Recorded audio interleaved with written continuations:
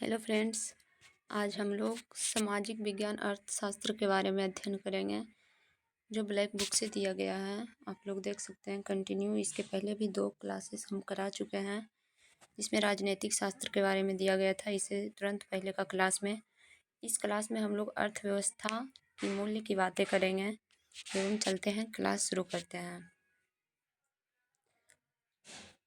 Question number 1 से हम लोग शुरू करते हैं। क्वेश्चन नंबर 1 में आ जाता है, मिश्रित अर्थव्यवस्था शब्द दर्शाता है। मिश्रित अर्थव्यवस्था क्या दर्शाता है? निजी और सार्वजनिक दोनों क्षेत्रों के अस्तित्व को, मतलब दोनों को मिलावट को क्या कहा जाता है? मिश्रित अर्थव्यवस्था। क्वेश्चन नंबर 2 में हम लोग करेंगे, क्या है? बैंकिंग, कुरियर, रियल एस्टेट, परिवहन आर्थिक विकास के किस क्षेत्र के अंतर्गत आता है?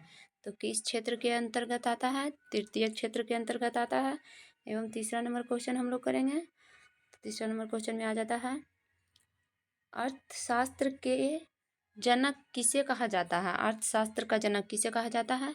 एडम स्मिथ को कहा जाता है। चौथा नंबर क्वेश्चन हम लोग करेंगे, ऐसी अर्थव्यवस्था जिसमें श्रम, माल तथा धन का अन्य देशों की ओर अथवा किसी तरफ से कोई प्रवाह नहीं होता, क्या कहलाती है? तो यह कहलाती है दोस्त बंद अर्थव्यवस्था, यानी एक देश से दूसरे देश में पर नहीं भेजा जाता है, तो यह बंद अर्थव्यवस्था कहलाता है। क्वेश्चन नंबर 5 में है दोस्त, कृषि, दुग्ध, मत्स्य पालन इत्यादि आर्थिक विकास के किस क्षेत्र के अंतर्गत आते हैं? यानी कृषि, मत्स्य पालन, दूध में मतलब डेयरी, ये सब किसके अंतर्गत आता है? ये सब प्राथमिक क्षेत्र के अंतर्गत आता है। फिर इसके आगे का छठा नंबर क्वेश्चन में है, आवश्यकताओं का दोहरा संयोग किस प्रणाली की विशेषता है? आवश्यकताओं का दोहरा प्रयोग किस प्रणाली की विशेषता है? तो वस्तु विनिमय प्रणाली की विशेषता है। फिर हम लोग 7 नंबर क्वेश्चन करेंगे। 7 नंबर क्वेश्चन में आ जाता है फ्रेंड्स, आर्थिक गतिविधियों को प्राथमिक, द्वितीयक एवं तृतीयक इन तीनों क्षेत्रों में किन आधार पर विभाजित किया जाता है? आर्थिक गतिविधियों को इन तीनों क्षेत्रों में किसके आधार पर विभाजित किया जाता है? तो आर्थिक गतिविधि की प्राकृतिक आधार पर विभाजित किया जाता है। फिर हम लोग 8 नंबर क्वेश्चन करेंगे, अर्थशास्त्र में ग्रेसन का नियम किससे संबंधित है? तो मुद्रा के प्रचलन से संबंधित है ग्रेसन का नियम, याद रखें। फिर 9 नंबर क्वेश्चन आ जाता है, भारतीय अर्थव्यवस्था का प्राथमिक क्षेत्र के अंतर्गत आता है। भारतीय अर्थव्यवस्था के प्राथमिक क्षेत्र के अंतर्गत आता है दुग्ध उद्योग यानी डेयरी। फिर हम लोग इसके जस्ट आगे का क्वेश्चन करेंगे, क्वेश्चन नंबर 10। आप लोग कंटिन्यू देखते जाएं क्योंकि सभी प्रश्न बहुत इम्पोर्टेंट है। तो क्वेश्चन नंबर 10 हम लोग करते हैं, ऑपरेशन फंड से संबंधित है भारत के दूध यानी डेयरी उद्योग। फिर 11 नंबर क्वेश्चन करेंगे, यहाँ पे भरने का है, तो यह इसको लगा के हम लोग करते हैं, ग्रेसन के नियम के अनुसार बुरा पैसा अच्छे पैसे को चलाने से बाहर कर देता है। फिर हम लोग 12 नंबर क्वेश्चन करेंगे, जनसंख्या के मुल्थुनशियन सिद्धांत के अनुसार जनसंख्या ज्यामितीय अनुपात में तथा खाद्य आपूर्ति अंकगणितीय अनुपात में बढ़ती है। फिर अंकगणितीय अनुपात में बढ़ती है। फिर हम लोग क्वेश्चन नंबर 13 करेंगे। क्वेश्चन नंबर 13 में आ जाता है कि विशिष्ट अर्थव्यवस्था माइक्रो इकोनॉमिक्स को भी कहा जाता है, मूल्य सिद्धांत कहा जाता है। फिर हम लोग 14 नंबर क्वेश्चन देखेंगे, शब्द विशिष्ट अर्थव्यवस्था और समष्टि अर्थव्यवस्था किसके द्वारा प्रतिपादित किए गए थे? तो किसके द्वारा प्रतिपादित किए गए थे? तो रेगर फ्रेंच के द्वारा। हम लोग 15 नंबर क्वेश्चन करेंगे, अर्थव्यवस्था में ब्याज दर कब बढ़ती है? तो पूंजी और वापसी घटने पे। आप लोग कंटिन्यू देखते जाएं, काफ़ी अच्छे अच्छे प्रश्न आएंगे आगे चल के, आप लोगों का ज़्यादा काम भी देगा। क्वेश्चन नंबर 16 करेंगे हम लोग, आर्थिक समस्याओं को मुख्यतः किस कारण उत्पन्न होती है? आर्थिक समस्या किसके कारण उत्पन्न? साधनों की कमी के कारण। सर हम लोग 17 नंबर क्वेश्चन देखेंगे, लाभ के नवाचार सिद्धांत को किसने विकसित किया था? तो किसने विकसित किया था? जोसेफ शुम्पीटर ने। 18 नंबर क्वेश्चन हम लोग करेंगे, तृतीयक क्षेत्र का दूसरा नाम क्या है? सेवा क्षेत्र। फिर हम लोग 19 नंबर क्वेश्चन देखेंगे। अर्थव्यवस्था में टेक ऑफ स्टेज से तात्पर्य क्या है? टेक ऑफ स्टेज का तात्पर्य क्या है ये पूछ रहा है। तो स्थिर वृद्धि के प्रारंभ से। फिर हम लोग 20 नंबर क्वेश्चन देखेंगे।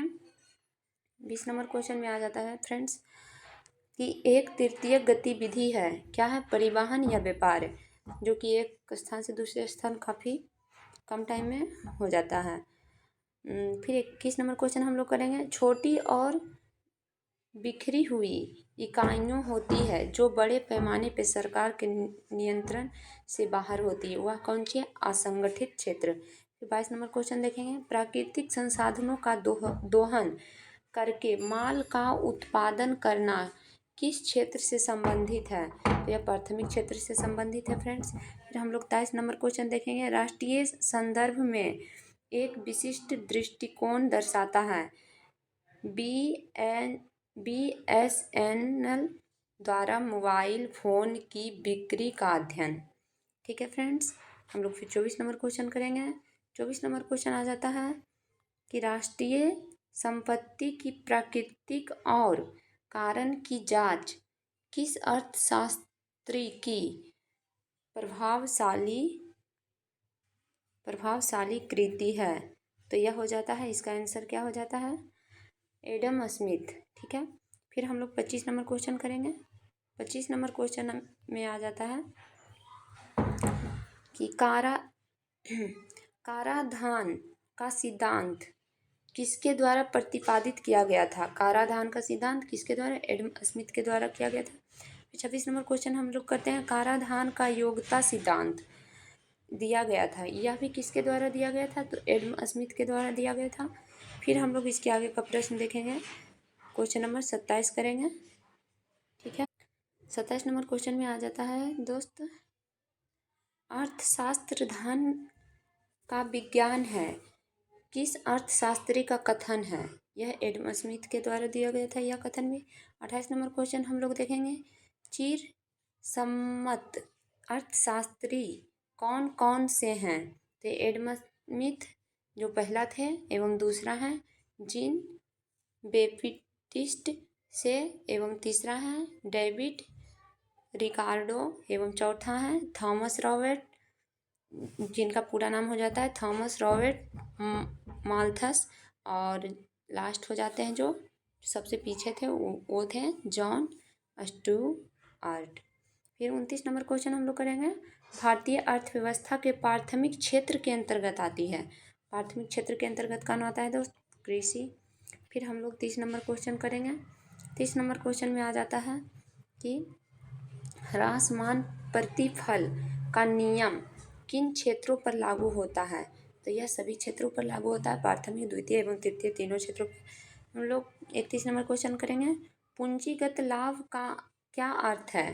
पूंजीगत लाभ का क्या अर्थ है? संपत्ति के धन मूल्य में वृद्धि। एवं 32 नंबर क्वेश्चन है, व्यवसाय शुरू करने के लिए आवश्यक वित्त को क्या कहा जाता है? तो पूंजी कहा जाता है। 33 नंबर क्वेश्चन हम लोग करेंगे। अंचल संपत्ति का मूल्य ह्रास एक उदाहरण है पूंजीगत व्यय का। फिर हम लोग 34 नंबर क्वेश्चन करेंगे। मूल्य ह्रास के टूट फूट के कारण एक वार्षिक भत्ता है, क्या हो जाता है? इसका आंसर हो जाता है फिर पूंजीगत माल का। ठीक है, पूंजीगत माल का। उसके बाद फिर हम लोग 34 से 35 नंबर क्वेश्चन करेंगे। 35 नंबर क्वेश्चन में आ जाता है फ्रेंड्स कि किस प्रकार के बाजारों में खरीदारी और विक्रेता विविधता प्रतिभूतियों जैसा बॉन्ड और स्टॉक के व्यापार में संग्रह होता है? तो पूंजी बाजार में। फिर 36 नंबर क्वेश्चन में आ जाते हैं।